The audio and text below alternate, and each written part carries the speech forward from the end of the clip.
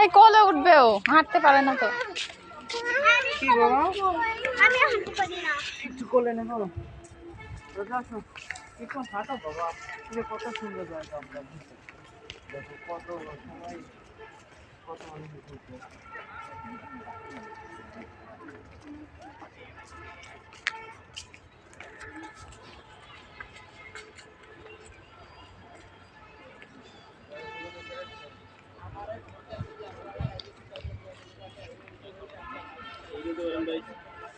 আসার সময় বেশি আলাদা।